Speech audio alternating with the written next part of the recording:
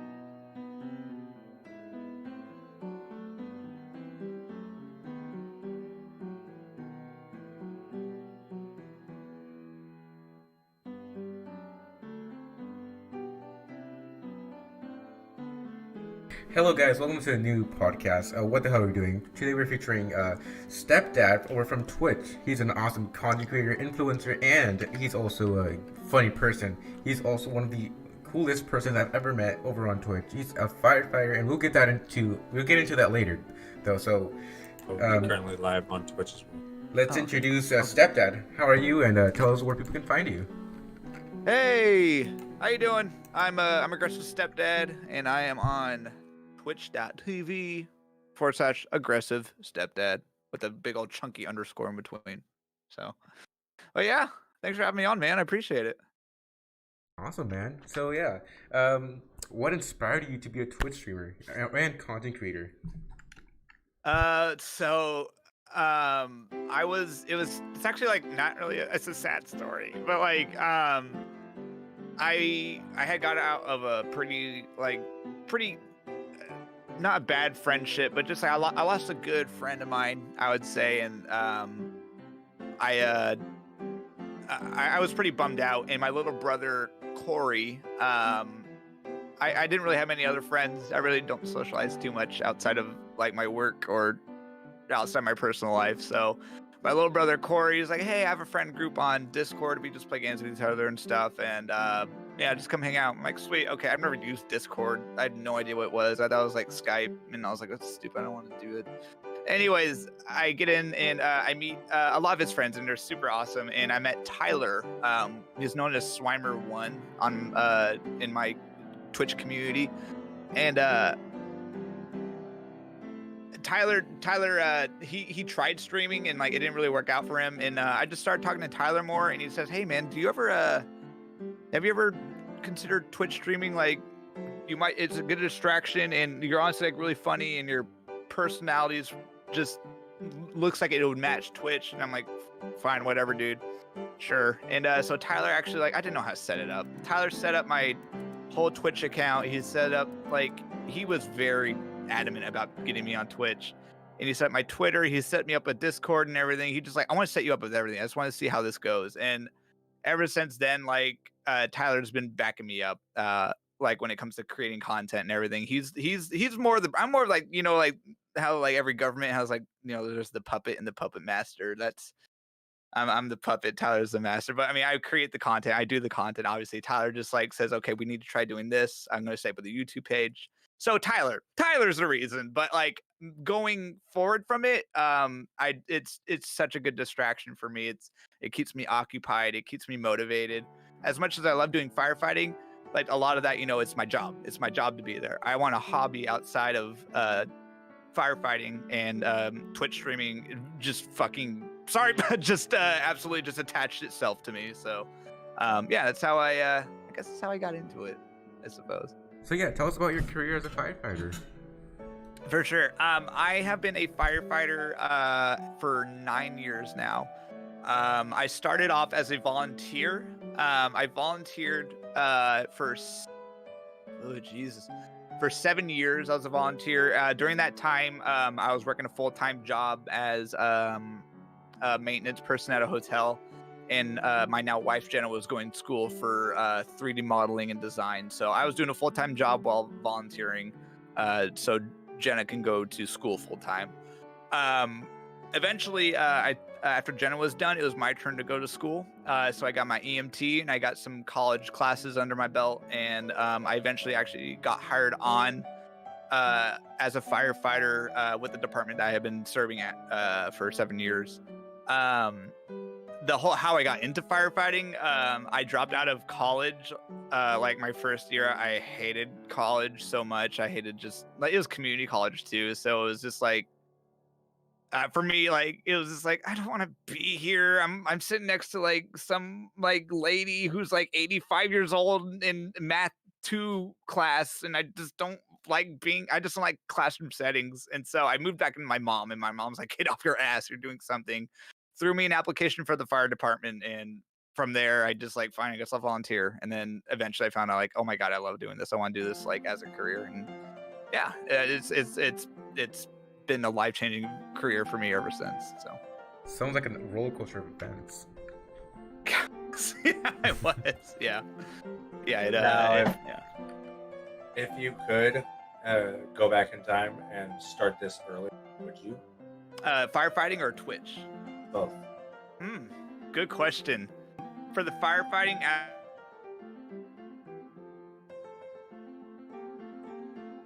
really bad. Paramedics can do a lot more invasive procedures on patients, such as like starting IV lines. What I can do, I can splint the hell out of people. I can give them certain medications, but like paramedics, but dude, going to school for paramedic, like every time like you see your buddy go into a paramedic school and they come out with the hairline back towards the back of their head. Like, it is one of the most intensive like classes and education that you can probably do behind being like a doctor or something.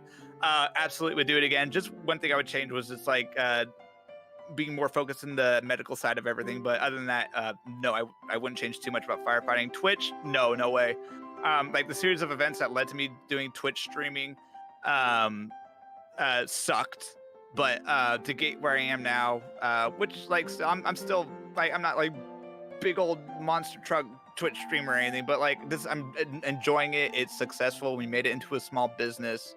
I have 5 people who I pay to help me run my stream, who are my mods, and that not just with moderating, but they handle my business accounts. They handle my YouTube pages, my TikTok. Unfortunately, I have a TikTok, and just reaching out to sponsors and everything. There's a lot of work that goes behind my streams, and I'm thankful for my moderators for sure. So let's talk about this Domino's thing you've been hearing about a lot of your streams. God damn it. Okay, so well, I work at the fire department, and like we generally can't leave the department. We can't go too far to go out to get food. Sometimes we do. We always leave in a pair of 2 in one duty rig, which is like basically a pickup truck with the lights on it. And when we're doing that, it's fine, because then we can jump on calls if we get called out while we're grabbing food. A lot of the times, like it's just me at the station while the chiefs are out doing something, and the maintenance guy's busy up in the maintenance thing, and another one of my coworkers might be off that day. So like I'm like, God, I can't, like, in the town that I work in, it's like there's like 5 places to eat, and thank God there's a Domino's there because they deliver. And like a lot of the times I just like, I don't want to make any food, and I'm busy and I'm on my computer filling out patient forms. And I'm just like, the button's right there, and I just order the food. And what happens is that, like, you know, you Google, like you put your stuff into like forms all the time. Like Google will autofill everything for you. It autofills my email. For some reason, Domino's needs your email, and it just slaps the aggressive stepdad email in there. And so what happens is that I get sent emails from my purchases, and my mods who have access to the business email, the aggressive stepdad email, they get notifications every time I get pizza. And they open it up and they see that I've ordered pizza, and like, it's bad. Yeah, like I order a lot of pizza throughout the week. and my mods Rupee made a folder that just says "Why Max," and you go in there, it's just rows of Domino's pizzas receipts. So Now, yeah, I have a Domino's problem. on stream, I believe you said you have 80 pizzas a week. No, okay, yeah, no, but yeah, like it's.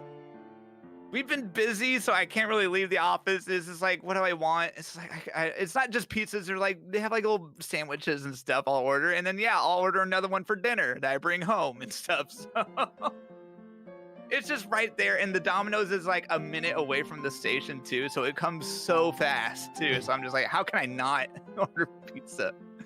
Do you like I don't pineapple know. on pizza? I hate pineapple on pizza. God, Thank you. Yes, thank you. Yeah, that was an Nerdy abomination. loves pineapple on pizza. I'm sorry to hear that. We should end this interview. All right, that should be it for today. So there's a I don't know if it's a stereotype or not, but Sure. in TV shows, you see TV shows and movies, you see firefighters cooking at their station. Do you guys actually cook at your station? Oh, yeah. or- Yeah. And when we're staffed, when we have a lot of volunteers, so when I say we have volunteers, sometimes volunteers will actually be there at the station. They'll sleep there, they'll hang out for the whole day. At my department, the full-time firefighters, myself, we run 8 to 12-hour shifts, depending on like what season it is or whatever. Right now we're just doing 8 hours, and the volunteers take over. It's really affordable for our department, which is why we have really good equipment. We budget really well. We're trying to get onto just 12-hour shifts, so I'm there for 12 hours a day. Yeah, we absolutely cook with each other. Last meal we made spaghetti. Like we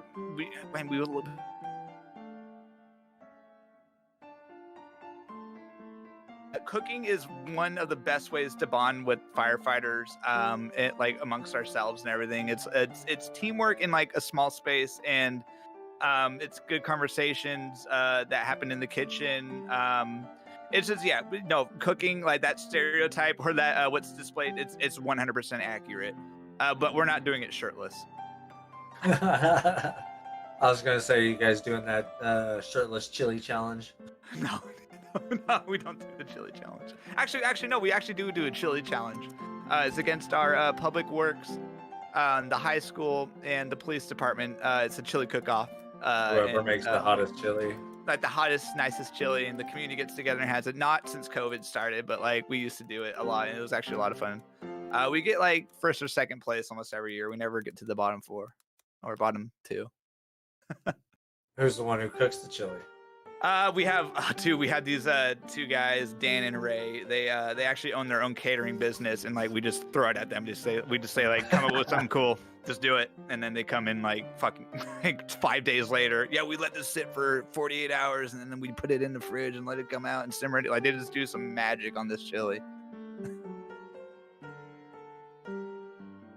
Yes. What's the first game you ever played on your Twitch, or just in general in life? Oh, geez. So in life, in general, like, I mean, I think we're all kind of the same. Like, I'm 28, and I was born in, so it puts me in 19. No, I'm seeing you shaking your head now. Okay, well, I'm like medium aged. I'm medium roasted age or whatever. So like, I was born. He's younger than both of us combined. I'm 18. I'm not that. Oh, right old. on then. Whatever. Yeah. Well, either way, like, we're not like 50 or whatever. So like, I was born in the I'm age of almost like. there. I was born in the age of like video games, like when it first like made its turning point. So 1992, I think Nintendo 64 came out in 93 or 91. I'm not sure. I Like think Nintendo 64 came out in 95. 95. Okay, sweet. Yeah. So I was like 3 years old, prime age, like that Nintendo 60. Oh my God, Nintendo 64. That video, like basically, like that's basically the same energy that like video games had on me and everything like that. It was the peak. That's where video games started. So Super Mario 64 is like the one I can think furthest back to. Like NES is my brother. He had, like Super Mario and like side scrollers was like, okay, cool, whatever. But like, the Super Mario World 3D graphics were considered freaking amazing. Ocarina of Time, Legend of Zelda was a game changer. Majora's Mask. So just like your at home Nintendo 64 games is where I'd say where I was started gaming. With Twitch, I when Tyler started me off, it was very crawling before we started running. Like I didn't know what I was doing on there. I had one camera, obviously only had one camera, but I had it over my head and I was cleaning out, speaking of Nintendo, I was cleaning out Nintendo 64 cartridges just for like, this is good content. Maybe I'll just do that and like opening them up and cleaning them. So I was just like, you didn't really see that much like clean Nintendo stuff out there. No followers, no nothing for like a week. I was like, this is dumb. I'm not doing this. The first actual game I started playing was Rainbow Six Siege. Yeah. That's kind of recent, actually. How do you mean? Rainbow Six. Yeah. Well, I was playing it recently. Oh No, well, like the 9 game. months ago. Yeah. Oh yeah. So yeah, with streaming. Yeah. So like with streaming, I was playing Rainbow Six Siege, and like this is before I had like my formula in my head. Like I'm like, okay, like Rainbow Six Siege, shooter game, badass, lots of people, lots of viewers. Let's do this. And like before I knew it, I was in the sea of like 500 other randoms that were also playing Rainbow Six Siege. And like you're a fish in the pond. And dude, I suck at first-person shooters. I suck so bad. And then to get on to the point, I'd say where I started making my incline of viewers is when I realized I need to go to a different game, a smaller platform, and that was Binding of Isaac. That's really where I caught my my sales caught the draft. There was in Binding of Isaac because it was a smaller community. The community is really talkative and helpful in there, and then after that I just started chatting more and more and more, and we eventually grew from Binding of Isaac. So I would say my heart and soul is in Binding of Isaac when it comes to streaming. And I'm gonna go ahead and pause right there. Mhm. Just so you know, I was wrong. I was a year off for the Nintendo 64, but the NES, I'm a month and 7 days older than the Oh, no NES. kid. What November, year was Nintendo? November 21st, 1990 is when the NES came out. Oh wow, holy cow. Oh no, I'm sorry. I'm 2 months and Yeah, 7 2. days because I'm August. No. Don't age Yeah. yourself too much. Oh my god, I felt. Ugh. Boomer. Boomer. So Max, your next question: what inspired you to have your name Stepdad, aggressive stepdad? Yeah. That brings me back to like high school. Like back when I ate Taco Bell. Me and my buddies were Whoa. sitting around. We were sitting around a table at Taco Bell, and like we were just like, I don't even know what we're doing. We're just talking, like, this is like Xbox 360 days, and so we were just sitting around and like, what's a good like username for something? What's a good just throw out random adjectives and verbs and nouns and pronouns. So we're just like handsy uncle. Like, that was one. And then I was thinking like, well, I've had a lot of stepdads in my life. I talked about how my mom's been married 6 times in her life. And so I've had well, not counting my dad, I've had 5 different stepdads. And then I was just like, what's worse than a stepdad? An aggressive stepdad, just a mean stepdad, just a total dick stepdad. And so it kind of draws inspiration from my previous, my life growing up with like 5 stepdads, and just like none of them were total a-holes or anything, but like except one, Steve, he was a dick. But aggressive stepdad was just something that just it just flows so good. It's so ridiculous as a user.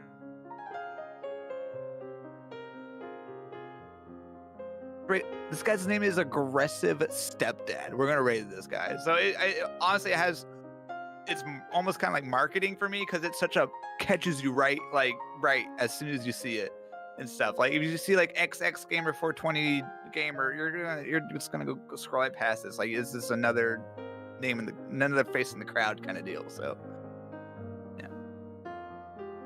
Nice. What's some goals you achieved, and which one are you most proud of? Like your Twitch follower goal, your viewer count? I don't know. Yeah, no. I would say, like, I mean, collectively, like the whole channel itself has been just one achievement after another. My biggest achievement, definitely in the short amount of time that I'm streaming, which now I think is at 9 or 10 months. Like, we have 2,300 followers and about 200 and something subscribers. And it's not something I think every streamer can say they've done. Like, there's a couple of guys who I started streaming around the same time with, and like, I love them to death. They're awesome streamers.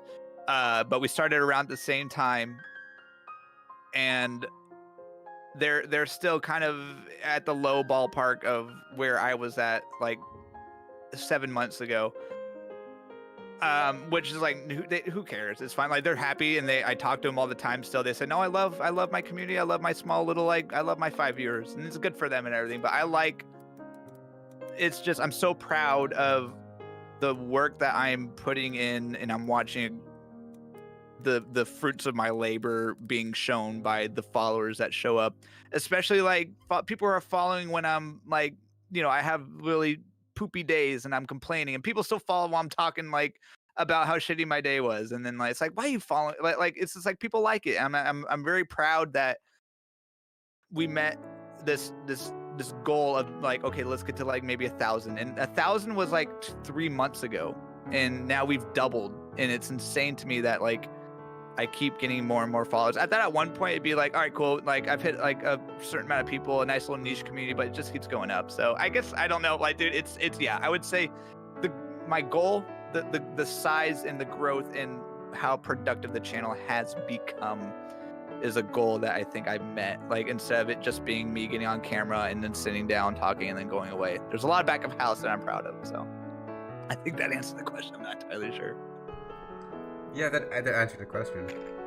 Justin, you want to go ahead and ask your question? Okay. Yeah, my question. If you could stream with a famous streamer, who would it be and why? Ooh, yeah. I don't know. I talked about him a few times. He's not like a AAA streamer or anything. The Sushi Dragon is a guy I bring up a lot. He is the streamer who I mostly get my inspiration from my streams, technology-wise. I mean, if you look him up and you just watch like maybe a minute of his VODs, you'll see that this guy is like my channel, except on crack. He has 1 billion cameras that follow him around everywhere. Like, he has them on these like little moped things that like the mopeds like recognize his face and they follow him around his warehouse. He used to stream in his basement of his house, and he was eventually able to afford a whole ass warehouse just for his streams. And the things that this guy does with his technology, like software, he's not a programmer, he's not a software engineer, he's just some dude who is really passionate about like making his streams just as chaotic as possible. He has like 50 cameras. Like, he has like this whole like mounting system on his chest. I love this dude. Like, I watch him religiously. It's just chaos. He dances to music on a green screen. He just finds ways to make something so simple, such as like switching your camera to like, I don't know, like just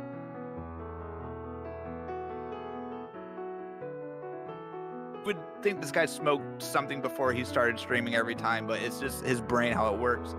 He has these controls on his hands that he controls his cameras with. It's basically a Stream Deck, but like miniaturized, and you can just, it's amazing. I just love this guy. He's super passionate about what he does. It's his full-time job. And he is able to accomplish so much with what he did. And I would love to just like go to that warehouse, pick at his brain for like 10 hours, and then just participate in the chaos that is the Sushi Dragon stream. I seriously admire this dude like crazy. I see a Saikudo and Aggressive Stick collab. I see that's something you might like. Between Sushi? No, Saikudo. Or who's Kudo? Saikudo? You don't know. Saikuno. Saikudo. What is Sykkuno? Sykkuno is one of those streamers that he plays with. Corpse Husband, Pokimane, Jacksepticeye, Markiplier. Corpse is not the one that got introduced to Sykkuno. It was Courage JD, all of those types of streamers, Valkyrie, all of them. I would say, how do you not know about him? Like, I know. Well, now I feel The stupid. real Courage JD from Optic Gaming and stuff. I'm looking he him up played now. with Dream. If I see his... Dream is a Minecraft YouTuber. Yeah, but he also played with Dream Among Us. Once or twice, but Yeah. they mostly play with Valkyrie, Sykkuno, Toast. Oh! Okay, no, I saw him do an interview with Pokimane. One time. Pokimane is I one just- of them. No, not with Pokimane. I'm with Code Miko. He did an interview with Code Miko. I saw that interview. I totally remember this dude. But I'd never heard of him outside of what we're talking about now, and out of Code Miko's thing. I definitely want to do some research on this dude. But he had a really good quote that I remember him talking about when he was with Code Miko, and like it was about like what streaming does to your social life and stuff. Like his mom, like he grew huge on Twitch, obviously.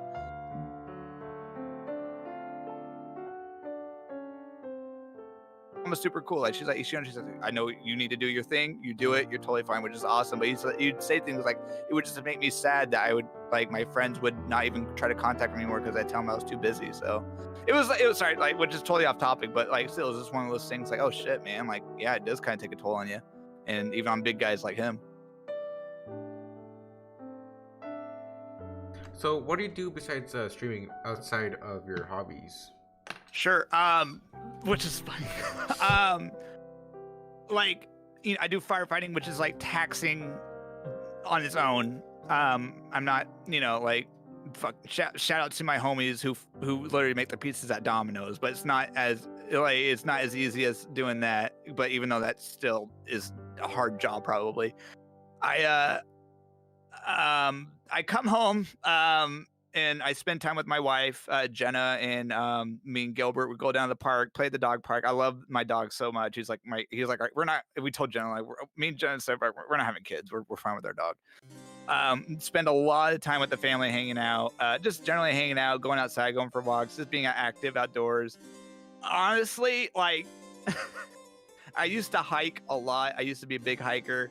And then like I just like I have clinical depression. Like I just like lost all motivation just to go somewhere and travel and hike and all that stuff, which is sad and all whatever and everything. It's something I have and I deal with it. But like I guess I could separate it from Twitch, but that's basically doing the setup for the Twitch stuff. So like I'm very passionate. Like between streams, I try to add something new to the channel or to the streams, and I love digging into just ways I can technically like adjust my stuff. Or like, you know, this whole printer thing was a project for me. It was like I had to figure it out. I had to make connections on my Stream Deck, on OBS, on Leorn board. I had to figure that out on my own. The slow motion thing was something I came up with like just out of thin air. And it's just like generating those thoughts, writing it down, just kind of just being an idea machine, just like generating new stuff and trying to see if it works. I love messing around with technology. I love messing around with computers. I'm no way I can never build a computer. I have Tyler and my little brother come over and build my computer. If I touch the inside of this thing, I'm sure they set it up to freaking electrocute me or something, so I can't mess around with it. So, but I love just downloading softwares. I love the synergy that a lot of softwares have with each other and everything. So I like messing around with that. And my wife, she's a big computer nerd too. Like we're on our computers a lot, and that's how we bond and we hang out and we show each other our stuff that we make. She's a 3D modeler. She makes really cool 3D designs and stuff. So it's really neat. Yeah. I'm born in the year of technology at its peak, and so I grew up around these computers, grew up around consoles and games and stuff. So it obviously it's something that sticks around. So nice, very very interesting way to spend your off time streaming. Off stream. Yes. Yeah. Fixing stuff on my stream. What's your favorite game genre or series, Mr. Ooh. Aggressive Stepdad? Do you like action, role play, city builders? So it's tough. So story-driven games, which sounds weird. Not so much. Like, if I can put it on the spectrum, like Call of Duty first-person shooters would definitely go at the bottom for me. I'm just not a fan. I don't dig it. It's not my get up. Which, like, I know, to each their own. If I could name a specific game, it would be The Last of Us, because of its story and the gameplay involved in it.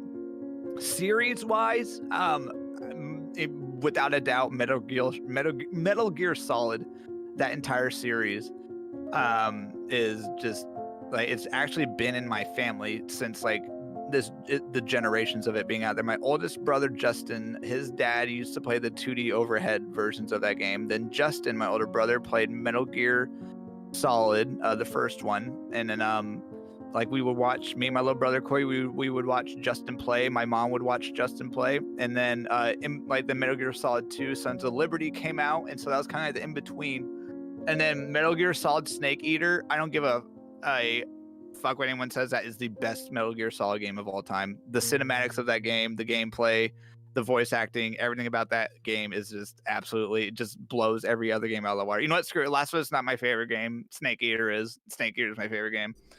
And then of course, like, the generations go on. Metal Gear Solid 4. My little brother picked that one up before I did, so I watched him play it and everything. It's really cool. It's just been it's a game that grows up with you. Now it's a goddamn pachinko game or whatever, because Konami decided to just punch all the fans in the face and do that. But the series, like, I play it from beginning to end all the time, just like whenever I can pick up the PlayStation 1 controller or something. So Metal Gear Solid, phenomenal series, phenomenal directors, phenomenal at the time company running that game series. But now it's dead, and now we have to be sad about it. I'll tell you this right now, though. There is one game I know you possibly could have played. What was that? That we shouldn't have played. Sonic? What is that? Conker's Bad Fur Day. Oh yeah. Mom was not happy with that one. Mom was not. Yeah, that was that game. Like, it's weird. I remember that game like it's like a fevered dream or something like that. It's just like, it's one of those games. Like, was that real? Was that actually a game I played? And like, you look it up, it's like, oh my god, this was like a beer drinking squirrel who pissed on fire and shit, and like, and then Conker shit. Reloaded. Yeah, the remake. Water. Yeah, the remake was so cool to actually see a remake of that game, even though the like, I'm looking at it now, the fur graphics look abysmal. By the way, Stepdad, we have a question from the audience. Tyler asked, how often do you clean your streaming room? Ass. Not as often as I should. Like, I'll get in these spurs of the moments. Like, all right, like often, like if I can give a number, like once every 2 or 3 weeks. Whatever. I'll get in these spurs, like I'll take a moment, I'll look around and I go, oh my god, my room looks like garbage, and I clean up, and it makes me actually feel a lot better when it's clean. But like, I just like, I put shit like in corners, and then that corner grows into a massive dirt pile, and then it sounds like my room. then I'm yeah, well, it's just like, I mean now I have the printer, like, it's just receipt paper everywhere now, so I need to find a good recycling bin for myself. So you should recycle the receipt, like backwards and then forwards. Oh yeah, I can invert it, couldn't I? Yeah. Really? No, I can't, because it cuts it on its own. Don't know. So if I put it back in the beat, it won't work. Yeah. To answer Tyler's question, probably once a month I'll give it a good clean, or unless somebody hits the clean your room button on my stream, then I'll start cleaning my room in a maid outfit. Oh, next question is, what's your cable management like? My what? Cable management. Not good. Bad. Terrible. None. Cable management, 0. That never happens. The thing is, my excuse though, is because stuff is always being rearranged. I'm always moving lights around. Nothing's ever perfect for me. Like right now, like I'm looking at the video of myself, I'm seeing like a glossy forehead. I'm like, now I want to adjust the lighting. I want to move the lighting around.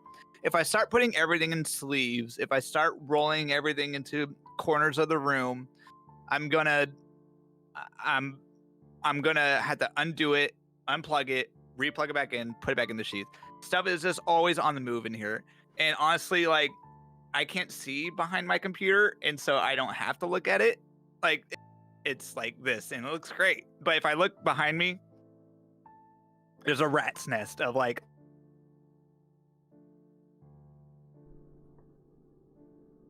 it's not great, but it's something that it's serving, it's functioning, it's serving its purpose. It might get moved, so I'm not going to tie it down to anywhere. If I were a gamer who didn't have 11 cameras and was specifically playing with top tier quality objects or keyboards and mice, sure, yeah, I'll sleeve it up and protect it, make it sure it's all pretty. But no, this isn't a pretty stream. It's a chaotic stream. It's one that's always changing and one that's always on the move. So I had to accommodate for that by not accommodating. So, So- how often do you actually dust off your PC? You're supposed to do it at least once a month. Yeah, Oh, fudge. once a month. I'll get like a can. I'll get a can, you know, and I'll do the areas like the fans and filters and everything. Tyler says Tyler comes by. He's supposed to. Haven't seen him yet. Every 3 months, and he does a deep clean of the computer. Like I'll get my microfiber towels and stuff and wipe down like stuff I can see in front of me and stuff. But like, I'm not afraid to open up my computer. I don't want to mess anything up and then have Tyler drive 40 minutes to my house to fix everything that I broke. So if Tyler comes down, he digs in. So 3 months. Like it gets a deep clean every 3 months. I'd say every month when I get that ram spurt of energy to clean my room, stick a can to it, spray the hell out of it. All And, right, so I just looked up your profile and stuff. Yeah. Let's talk about your Meet Aggressive Stepdad video. Oh wait, which? Oh yeah. On the Twitch page. That one. I needed a video to because I'm a part of a Twitch team called Glitchco, and it focuses on our hidden glitches or ailments that kind of prevent us from doing normal activities or something. So 8BitD suffers from lupus, and that's her glitch. My glitch is my depression, which caused me to not want to go hiking, to not interact as much as outside as I wanted to.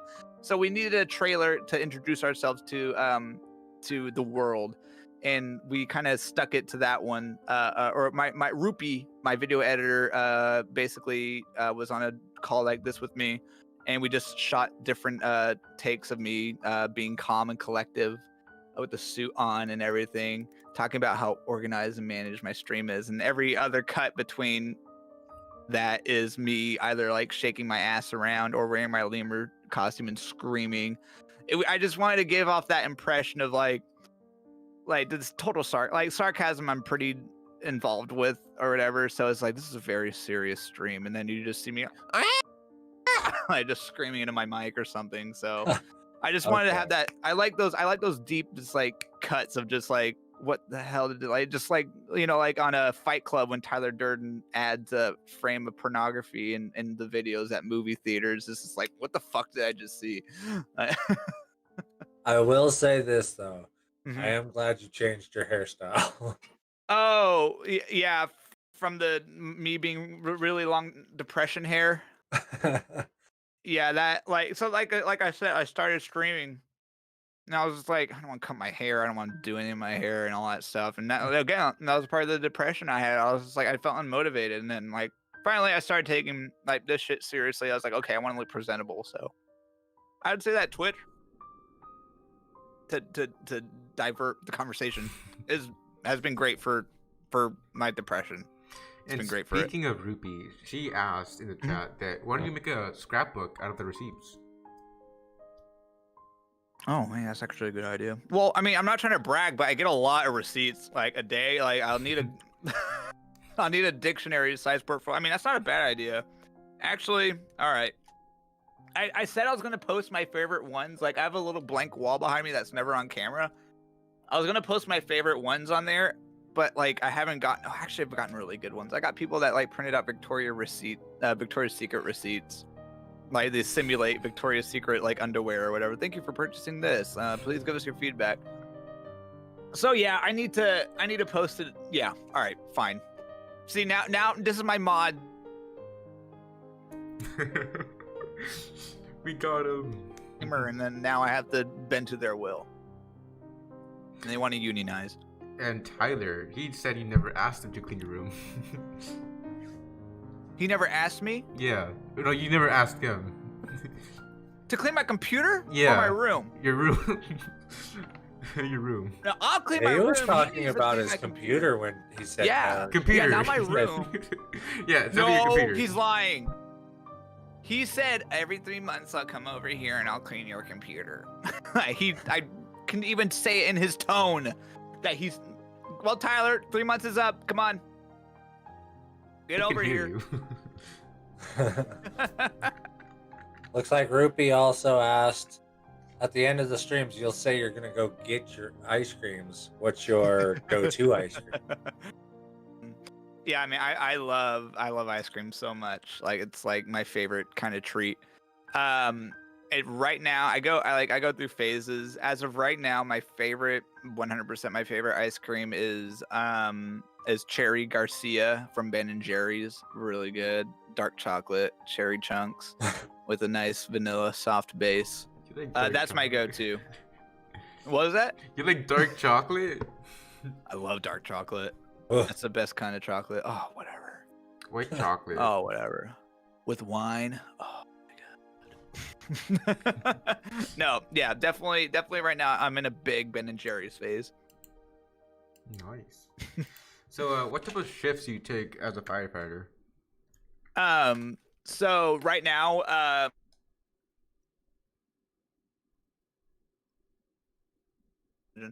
Tyler says, "Okay, fine. Are you going to fix the plug from the last time?" oh I my came over?" god. All right, I'll answer. Anyways, so right now it's 8 to 12-hour shifts. We're trying to work for 12-hour shifts. Like we're pushing for 12-hour shifts because we want to provide more coverage. But having volunteers is absolutely great. But like I said in my last stream, having volunteers that respond from their homes and then they come to the stations and then they go out in the rigs. But sometimes we'll have volunteers at the station all the time, which is great. I just like being at the station. I want to provide more coverage.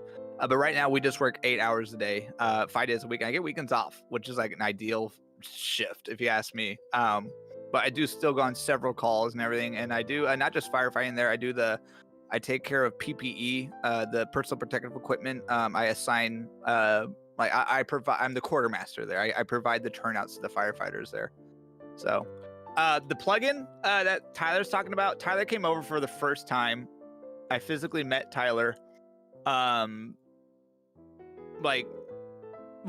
physically met him before, but he's never been to the stream room. And he jumps on the pole, and what happens? The pole comes off the fucking ceiling, and Tyler's ass just drags on my wall and just takes out an entire power outlet. And this is like the first 2 minutes he's in my room, and he just destroys like everything. And no, I haven't fixed it yet. Like, why would I fix it? Tyler's the one who broke it. He needs to buy a new one and replace it. I don't. Oh, would you mind showing us your poll? Oh yeah, sure. If I can get the camera correct. Here we go. It might be this. Oh wait, no, it is this camera, C920. You might have to refresh my page if I'm just spinning on yours, but here it is.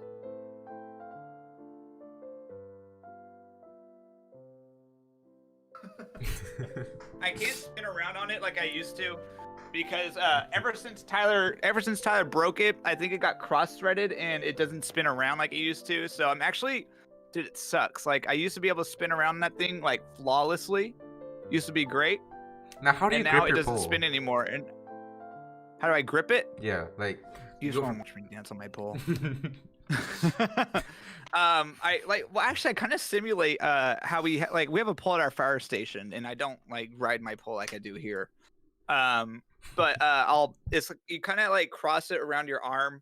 A lot of firefighters use their legs, which is really cool. I don't know. I don't like doing that, but I usually cross over my arm, so I get a good tension grip right here. And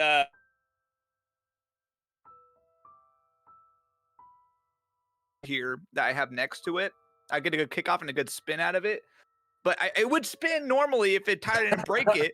But like now I have to use my clothes to create less friction and spin around it. I only get like 2 turns out of it, and then that's it. You just gotta oil the pole. Move it up. Jesus Christ! If I grab it and just slide off and hit my ass on the floor just as hard as Tyler did. Yeah. God. So we've got another thing from Ruby.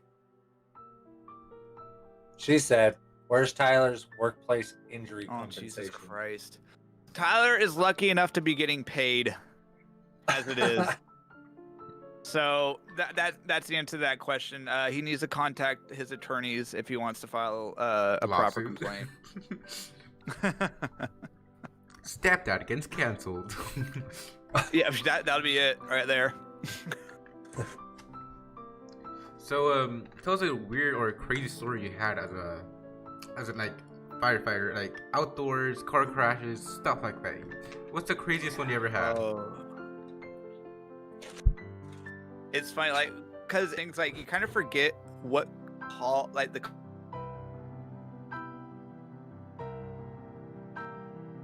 Like you don't bury them and forget them forever. Sometimes they resurface and everything. Like doing it for 9 years, there's so many I can think of. The first one that always comes to mind is we had this lady who, I think this is a good one, who had been sitting down in her chair for like months, never got up to poop, never got up to pee, just sat there and did her business right in her chair. And I tell people, like, when a rocket takes off and like the fucking smoke and debris just kind of like that, like when we stood her up, that's what the smell did in that room of her sitting down for that long. And she was not nice. She was a mean lady. There's like 12 of us. She was very large, and it took about 12 of us to stand her up. And from the road, like there's firefighters in front of another firefighters. You could see each firefighter going, whoa, oh, whoa. It got to me, and I was like, nope. I ran outside, threw up everywhere. It smelled that bad. That's the only time I ever threw up from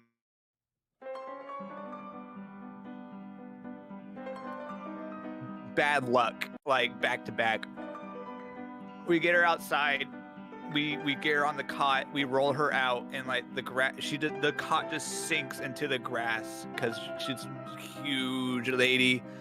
And we had to take 12 of us to lift her up and float her across the grass. We get her on this ambulance. It's called a bariatric ambulance, and bariatric means large, kind of big patients. These bariatric rigs have winches in them to literally winch up a patient into the back of the rigs. We start the winch, we pull her in, and the winch just breaks. It's like it just putzes out, and we're just like, oh my god! And like we're on scene for like 2 hours.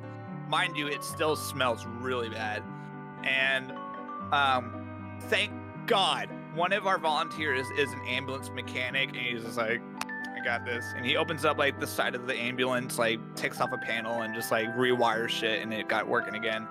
Slammed the doors to the ambulance and never went back to that house ever again. I never want to go back there again. The worst.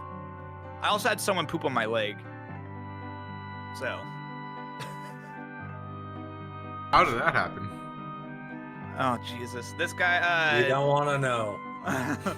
He is a quadriplegic, and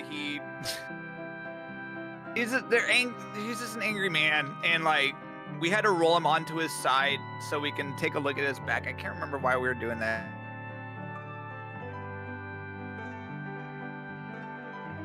And like he's talking to one of the paramedics on the other side. I just I can barely hear him because I'm on behind him. He's like, I can just hear, I gotta poop.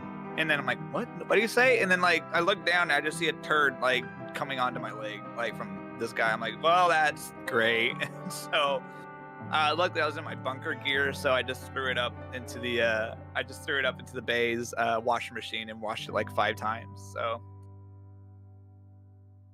Also, patient I don't like going on. Like we have frequent flyers, people who call back all the time for whatever reason. Just like you see the address, you're like, God damn, I don't want to go on this one.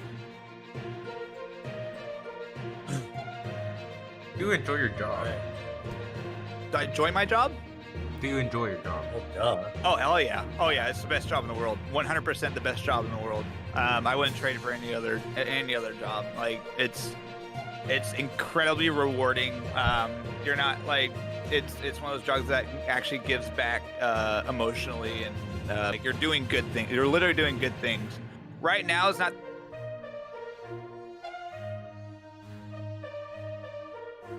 It's just like, I mean, you don't really see too many people who hate firefighters too much, but like it's just one of those jobs where you know you're gonna go into work and actually do something good, and I love all the skills that I've acquired, all the knowledge that I've learned throughout the past 9 years, and nice glasses, and yeah, it's a great job. I love it. I wouldn't trade it for the world. I'm gonna do it till I retire, for sure.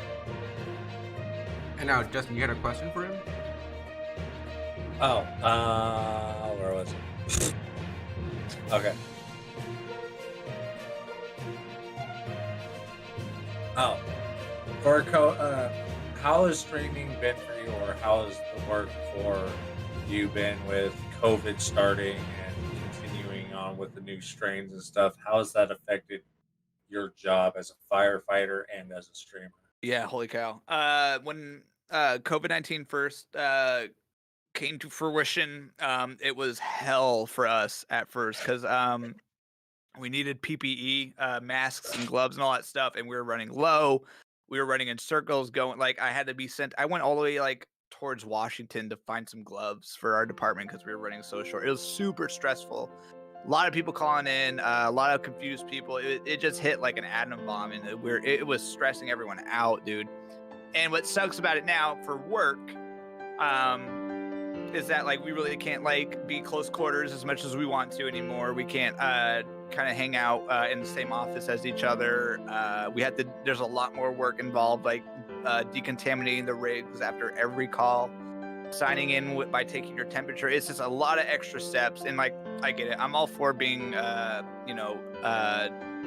just wearing a goddamn mask, just put it on and everything, but the amount of steps, it's like half the day is burnt off from just taking care of COVID stuff. For streaming, I hate to say it, but streaming and COVID kind of happened at the same time, which is kind of a good thing for the channel. A lot of people are now inside of their homes, and a lot more people. If you look at the Twitch metrics or whatever, you can see a lot more people tuned into Twitch of March of last year. And that's kind of around the same time I started streaming. So, it actually improved the stream quite a bit. It gives me that excuse that I needed to not go outside and socialize as much, so I can focus on streaming a little more. So yeah, I would say COVID negative impact my real life job and kind of positively impact streaming for me. So yeah, and like you were saying, it currently is a bad time to try and become a police officer. I do feel bad for police officers currently because there's thousands of them quitting right now because of all the hate they're going through. Sure. Because it just takes a split second, and you could either change your life or someone else's life. In that split second, you could die or that other person could die. I mean, right. Yeah. It's one of the toughest jobs that we don't know about. I mean, being a firefighter is a tough job. Don't get me wrong. Right. Yeah. Yeah. But it's nowhere near as tough as making that split decision to whether or not you're going to kill someone or be killed. Yep. Exactly. And I fully support my police officers no matter what. So. For sure. Yes. So yeah, Max, you being a firefighter and everything, what's something else besides that bad experience with that lady? What's a good positive thing you actually had during that call? A bad experience? Sorry, I didn't quite hear you. Good experience, like. Oh, good experience. Yeah. Good experience during a call. Oh man. It's got to be the most rewarding experience then. Well, I'd say like, actually no. This one I'm actually always proud of, always brag about. We always like a lot of patients are much older, kind of, born in the generation of like, I don't need to go to the hospital, stern, tough kind of dudes. You know what I mean? And those are like, think of people like your dads or your grandparents who say, "Come on, Dad, we need to go do here. We need to go to the hospital, Dad. I don't want to go to the damn hospital." That kind of shit. So we go to this patient, very much that. He was he just looked like ass. We've been on him before. He was just pale in the face, sweaty in his bed, and just like was not doing well. And what you do with patients, you have to build a rapport with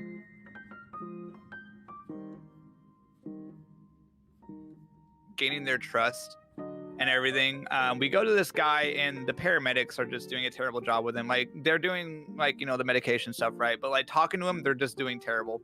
They said, you have to go to the hospital. You're not doing well. And he was mentally capable of making the decision of not going to the hospital. But we said, you need to go to the hospital.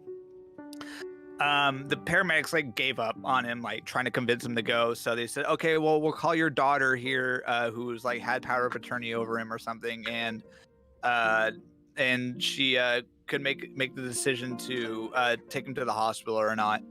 The paramedics leave the room and they leave me with him. And I talk to him and I say like, hey, John, like, I'll be honest with you, dude. I said, John, you look like shit right now. And it sounds like your daughter's going to come here. And I said, you and I both know that's a 40-minute conversation that you don't want to have. I say, how about we just get up, we go to the hospital, you get it done and over with, you come back home, and you just hang out for the rest of the night. Fine. So it's like, oh, yeah. Like, I convinced this dude to go to the hospital, like, when everyone else failed. And what that is to me is not just me successfully making someone go somewhere. It's like I built a relationship with that person. I gained his trust. Like I got on his level. I spoke to him the way he wanted to probably be spoken to, which is like real talk. And stuff like the paramedics were like, oh, we need to go up to the hospital. Because once you start pandering and like talking down and childish to your patients, that's when you kind of lose their respect and their trust. Like you just go to this person, John, dude, you look like shit, dude. We need to go to the hospital. This is, you don't want to argue with your daughter for 40 minutes. Let's just go. And he was like, you know what, you're right. Let's get the hell out of here. So that was a good day. And just anytime I'm able to do that with my patients, feels great. That's always good to know, Mm-hmm. especially with that, because I was visiting my grandmother. She was pretty old and weak, and she couldn't barely walk without her walker and stuff. She fell off the couch when she tried to sit down, smacked her head on a brick fireplace.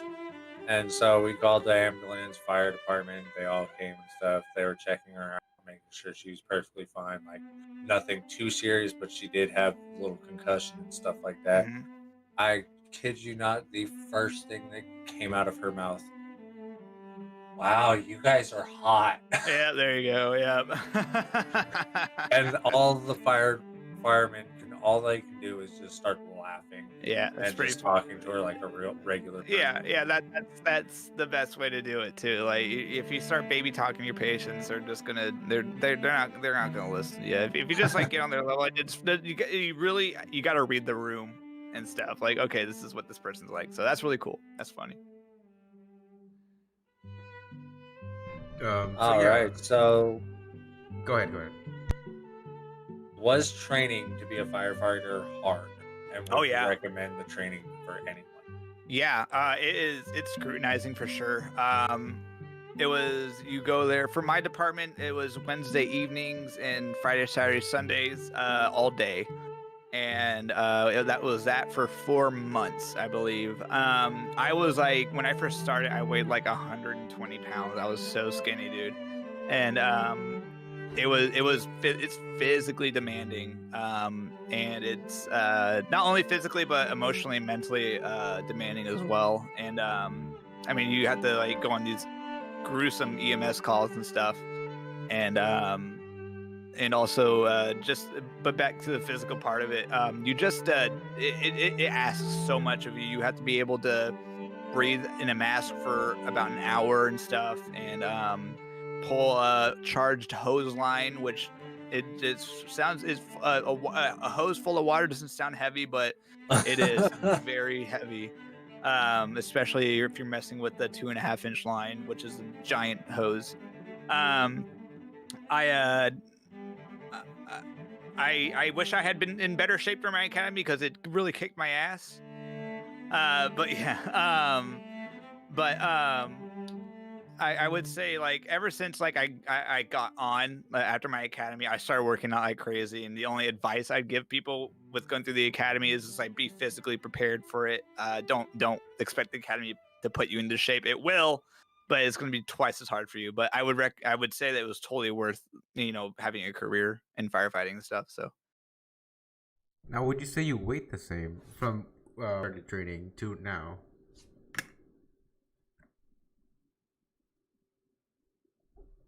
said that I misspoke. I was like a $120 then. I'm like 167 now or something like that. I've definitely beefed up a bit.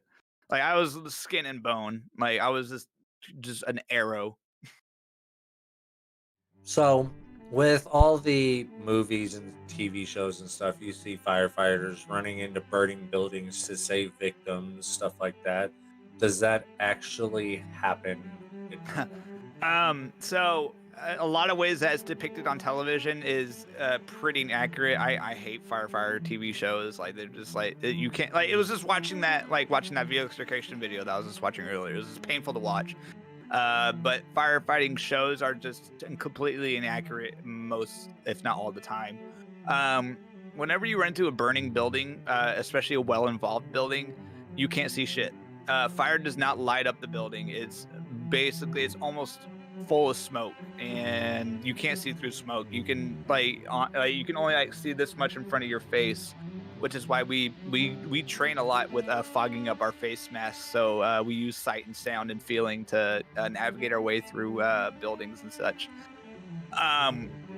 When it comes to actually going inside those buildings and quote unquote saving people, yeah, I mean, a lot of people, they're not sitting in the room on the couch like, oh, help me, I need to get out of the burning. No, they're usually drop dead unconscious on the floor.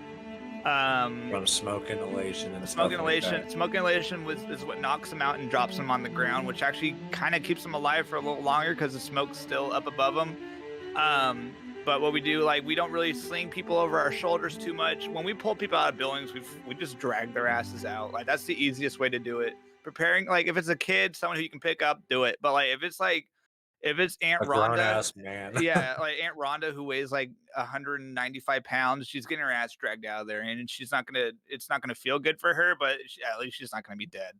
So, I mean, like I've been in, yeah, I mean, I can't count how many times I've been inside of a structure fire, and I haven't pulled any people victims out. I've saved one dog, and that's just about it. And it was a cool dog. Like usually they bite and shit at you, but I got to pick it up and just threw it outside the window and then called it good.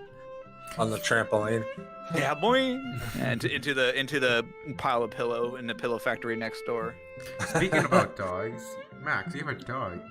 Tell us about him. Yeah, Gilbert. I think he's going for a walk right now. But yeah, Gilbert. We got Gilbert like 2.5 years ago. Super cool dog. Like I love him to death. Super smart. Just like me and Jenna consider him to be like our child. Like we freaking love this dog so much. And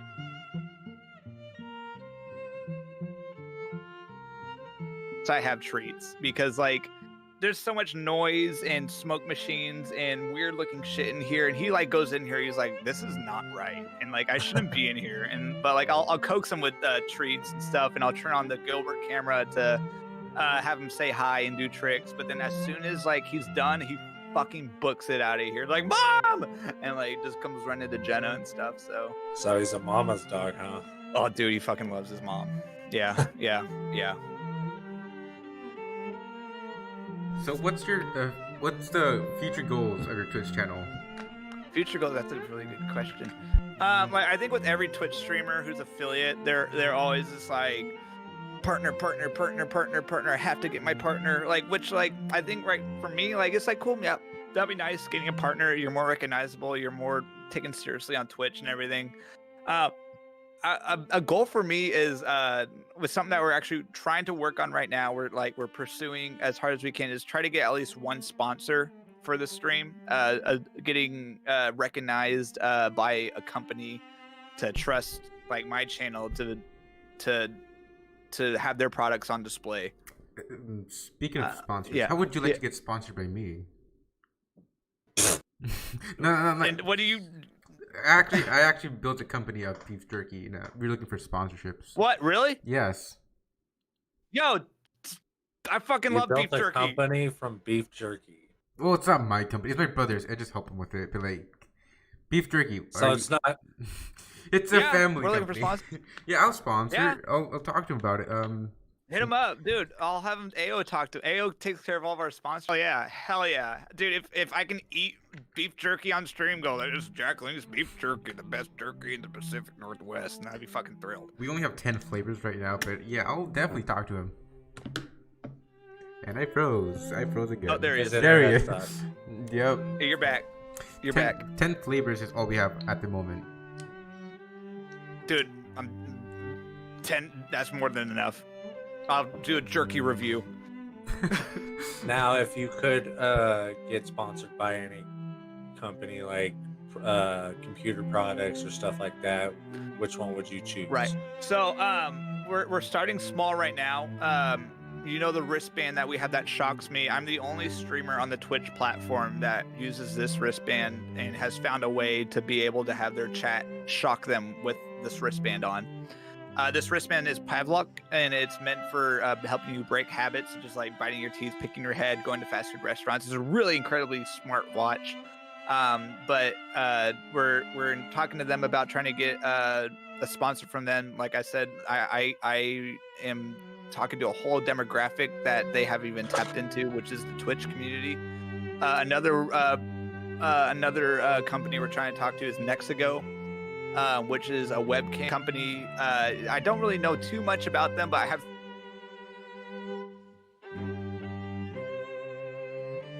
keep saying it's better than the what do you call it, the Logitech C920, which is a great camera. It's the Ricardo camera, but like comparison, like for the price of these Nexigo cameras and the quality that comes out of them, it's just like how could you not want to buy these? And so we're reaching out. Hey, yeah, dude. Yes. See, I had to look at my camera. I was like, I know I heard that before. Where have I heard? See, I know how to network. I'm a network entrepreneur. So yeah, I want to get with like software, either software or like really like unique hardware companies is what I really want to get into. Like that keyboards, no. Like Corsair, no. I don't really care. I don't really talk about. I'm not a big MLG player. It's not gonna do my streams any good. I don't recognize it. This shit, yeah, I talk about this stuff all the time. The printers all the time. I'll hit up a printer company if I have to. So.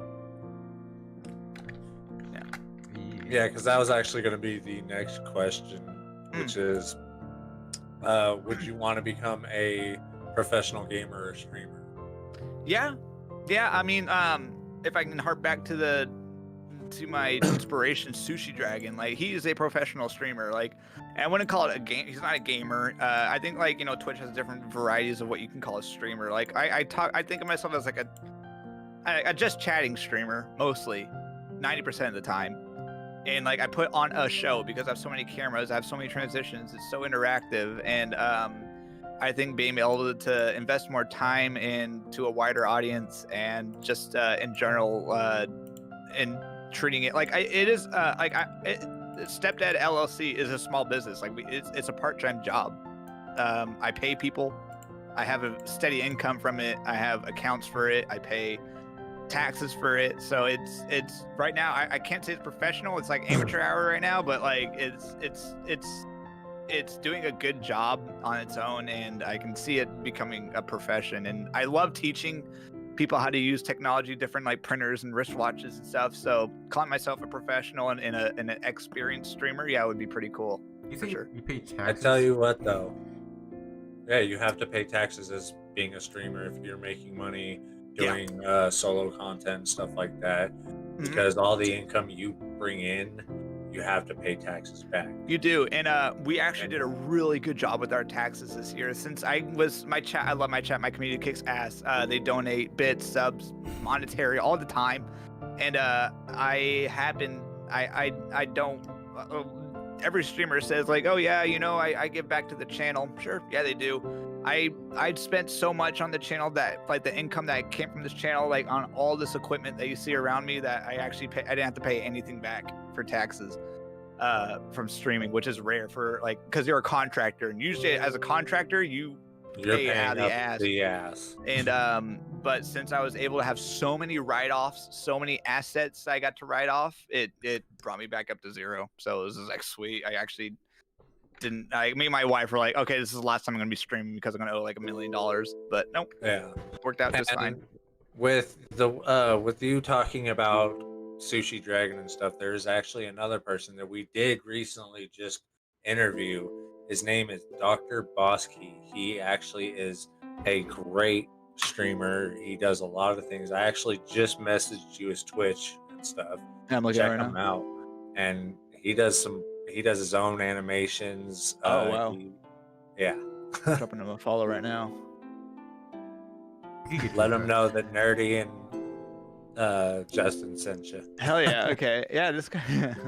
Oh, dude, I like the Jack. Hawaiian shirt. Same with his YouTube, Twitter, Instagram, all that stuff. He pays his mods just like you. Awesome. I mean, they do story times. They do like a what was it called? Nerdy, not the RPG, but Oh, they're it's a little. yeah, the little channel trailer for the Twitch. Every time they like the little power song. Is that what you're talking Not about? the power song. I'm talking about like their little world. Oh, the Dr. Bosky world. Yeah. Yeah, he has many of guy's those. We could get you in touch. This with is him. great. Yeah, that'd be cool. This guy seems pretty awesome. All I right. like his shirts. shirts. Okay. So, Max, what do you normally stream on your Twitch, and what can viewers expect if you go to your Twitch? I don't know what they're gonna expect because I don't know what they're gonna expect when I start streaming.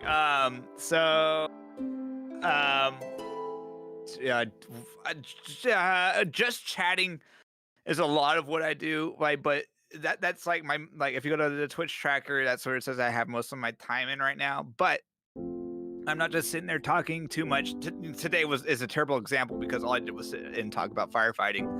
A lot of it is demonstrating like all the equipment around me, my cameras, dancing around because I have like 35 channel point redemptions that you can do that interacts with the channel. It's a very interactive stream. I feel like when people say, well, I have a very interactive stream, I think they're just talking about that they talk to their chat, which is no shit what you do on Twitch. Mine, literally, you physically can make me do push-ups. You physically can make me spin around on screen. You can make me dance to a very hip thrusting Ricardo. Just a lot. It's a lot of lights, a lot of cameras, a lot of it's high energy. People say, man, this guy's high energy, and like, but sometimes like I'll be wearing my glasses and I'm just like halfway asleep, like dancing around and everything. But like, what to expect, like I said, I don't know, because I'll start my streams and like I'll just like seconds before I'm just like, I have no idea what the fuck I'm gonna do today. Like sometimes there'll be the off chance like, okay, this happened, I'm gonna talk about this, and I found this cool game that's really fun that we can do and everything.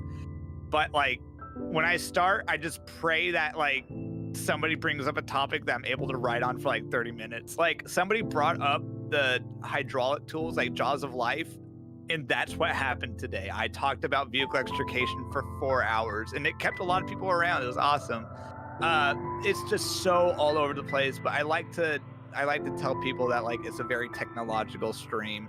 It's very like not just like you're sitting down in front of a camera. There's a lot more interaction and involvement with the chat than I would say a lot of other streams are. Speaking of games, what games have you recently played on your streams? So I'm mostly attracted to storyline games. I think I mentioned that earlier.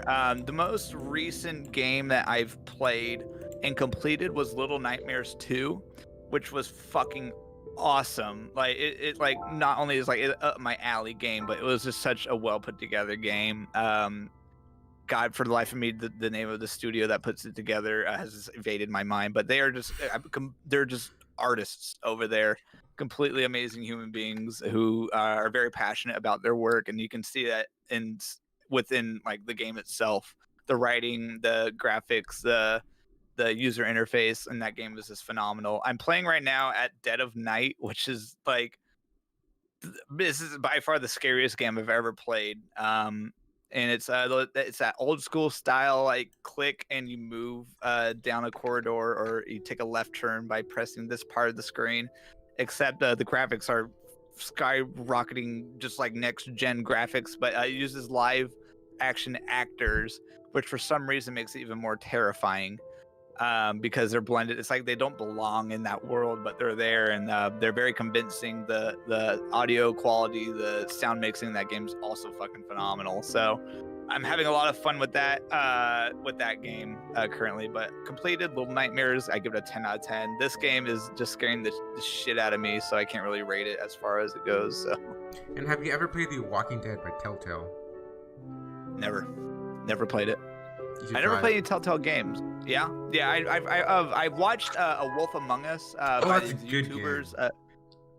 Really. These YouTubers called The Switcher, or Two Best Friends Play, which is what I grew up on watching. And they played A Wolf Among Us, which incredible game. Love that game. I like to play games that don't necessarily need to take too much of my attention, because I like talking to everyone on chat and everything. Like I feel like those Telltale games though, like I had to read the dialogue, like, okay, what did he say?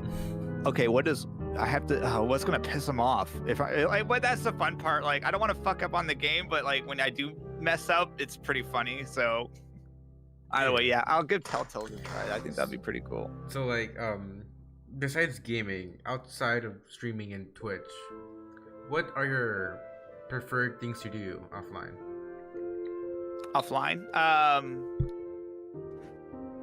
I mean, get as much family time in as I possibly can, because like I said earlier, like when I'm done streaming and like in between streams, I'm working on the stream. Like Jenna just came to the door. She's like, "Are you done yet?" And I'm like, "No, I'm not done, but I'll be right out." Like I'm gonna run to her and like apologize for being here for so long and everything. But just getting family time in, because like it does, like when I mentioned that one streamer who you guys recommended me to, not Boss, but the bigger streamer before. Yeah, like he mentions, like it does take, if you're involved in it and you're doing well in it and you're invested in it, it does take a lot of your focus out of other things in your life. And like, I can kind of sense that a little bit when it comes to Jenna and Gilbert. Like I do spend a lot of time in here, and she gets it. She likes how this is very much the channel's doing well and it's doing good for me mentally. But yeah, like I was like, okay, I'm definitely spending less time with them that I need to. So I try to invest as much time in with the family as I can. So just doing stuff with the family is what I like doing outside of streaming. Justin, do you have any questions?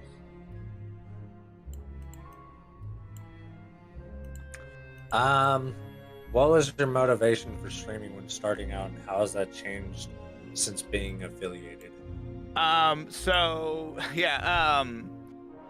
It kind of harks back to the earlier question of like why I started and stuff. It was that failed friendships that kind of destroyed me mentally and stuff. And then Tyler pushed me to keep streaming and keep like on like the Twitter, keep on the Discord and everything. I would say that like what motivated me after getting affiliate was I was figuring out like what do I need to do to stand out. Like cool, I got my affiliate, but now I'm like one in the bajillion other affiliates that are on this platform who are also playing Binding of Isaac. Like what can I do to possibly stand out? And then I started like researching, just I don't know how I started. Like I had one webcam, and then I was like, I'll get a better webcam, and I plugged in the other webcam without unplugging the other one. And I was like, holy shit, I can have two cameras at once. And I was like, wait, I can put them in between scenes. And I was like, oh my God, I'm going to buy more cameras. I need more cameras. I want to buy more cameras. I'm going to like do camera changes. One of my viewers bought me a Stream Deck, fucking changed it forever. Like, because then you can do scripts, which activates this camera and then this camera and this camera. Yeah. Okay, gotcha. Should I stop talking now that he's not on screen, or can I keep talking? No, keep talking. Okay. I don't know what he's Um, doing. okay. So I can so after that, after getting the Stream Deck, it was just Hey. like that Stream Deck is like a oh wow, nice Oh, camera. he went to his poor person. Yeah. Oh geez, sorry about that. Shitty cam. I mean, my poor person camera is my foot cam. That's where that went. Like the foot cam is actually my original camera that I had. Like I kept all my equipment that I bought for the first time I started streaming. So like that's where I started getting motivated. Was like I became more innovative, and like the innovation never stops about ideas. So like, okay, what can I do next? What can I do next? This is gonna look good. I'll watch another streamer. Oh, they do that. At work, I'll take a nap. I'll dream about like something that I can do on stream, and then I'll fucking come home and just try it out and see if it works and troubleshoot. Like the printer, not the printer. Put myself in slow motion on stream. Like you can press a button, I'll go in slow motion. It took me 2 hours to like program in, figure out logistically like how the hell do I make this work, and it's fun. Like it's problem solving, and like my channel benefits from it because it's now something else that people can do and stuff. So yeah. So they could easily have you switch to your foot camera. Yeah, well, actually, I gave my mod. I don't get the viewers controls of what camera it's actually on stream. I give my mods that power because I trust them to not mess it up or just be chaotic with it. Well, even though they do it anyways. One of your mods ever trolled you where? So.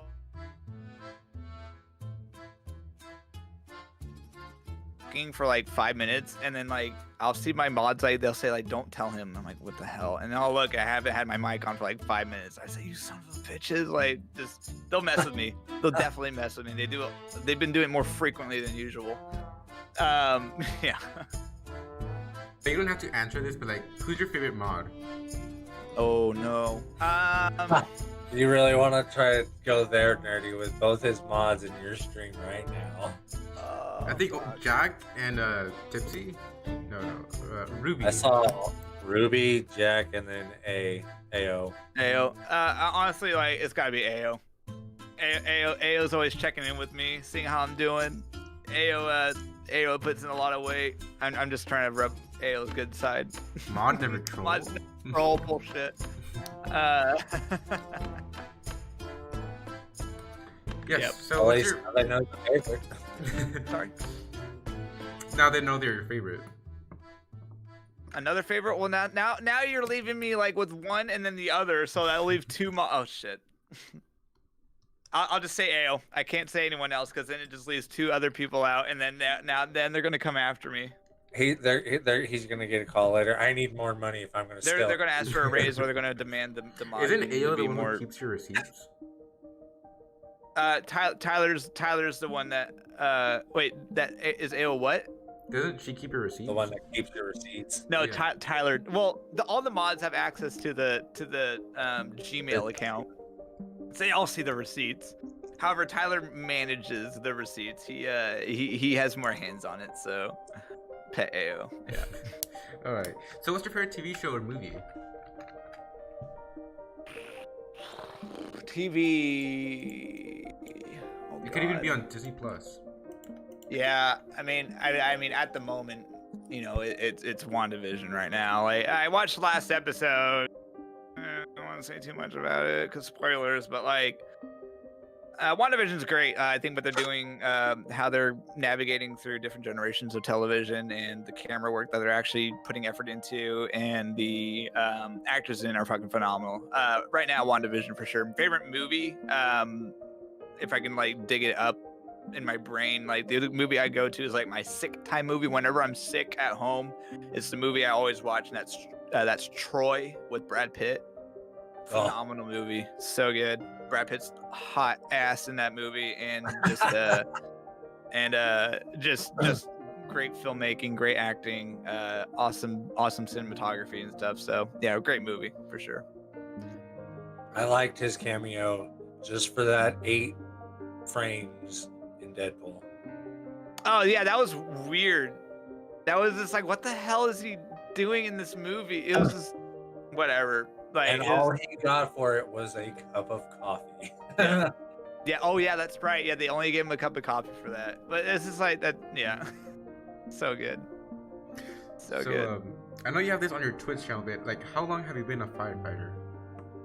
9 years now. 9 years, coming up in 10 in August of this year. Oh, almost a Exhausting. decade. I know. It's weird. Really weird. Did you decide to do that like right after high school, college? No, because I dropped out of high school, and after I dropped out, I was on my mom's couch, and she's like, "Get a job or do something with your life." And then she threw the application on me and said, "You're gonna be a firefighter." I'm like, "Fine, I'll do it." and then I realized, like, holy shit, I love this. And if that was your main job, what other jobs would you like to like consider joining or being part of?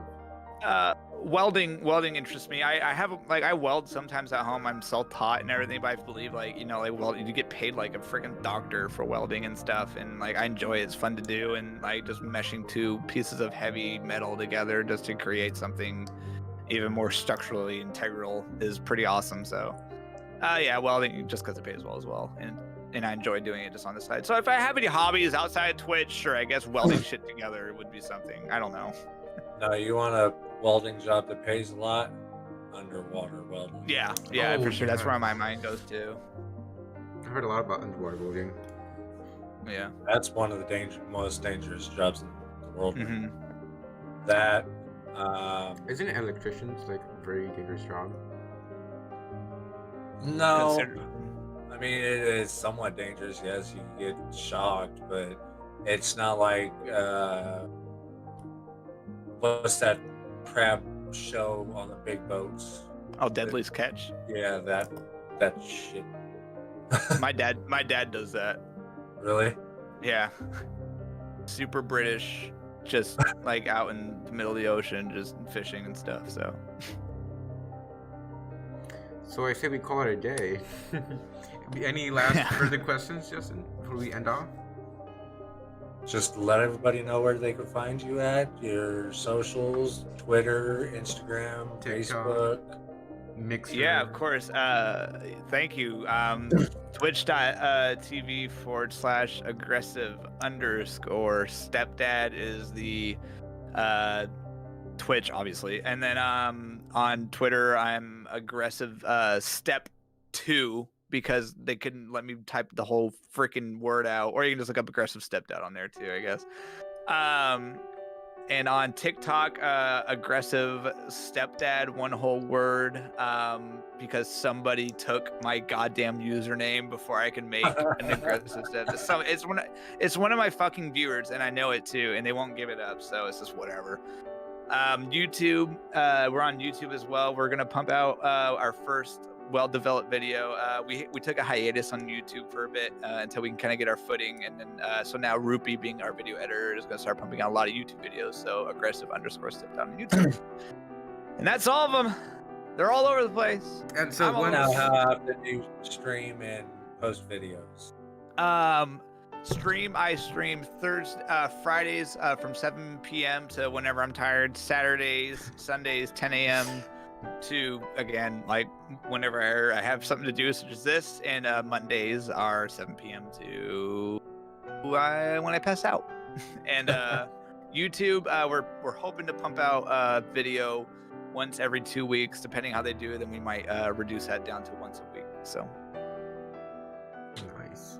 So yeah, everyone who's watching this as a video, I will put all his links down in the socials in the description below. So thank go you. check him out.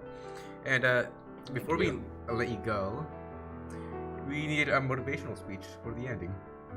Ooh, yeah. Okay. If you're trying to become a streamer, just remember, you are. I mean, as bittersweet as it is, you're a small fish in a big pond.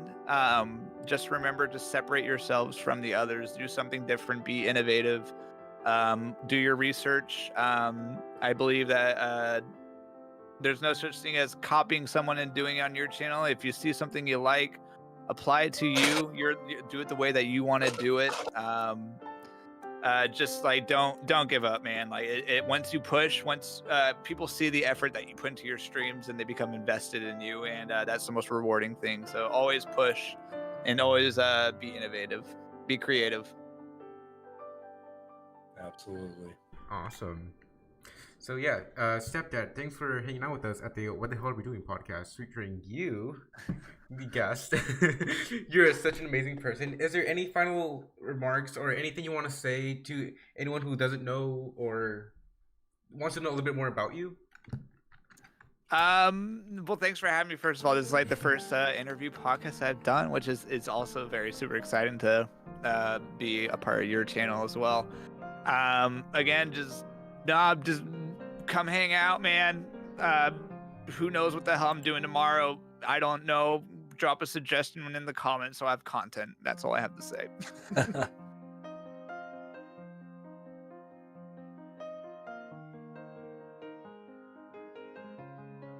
Okay, sure. Yeah, for sure. All right. Have a good day.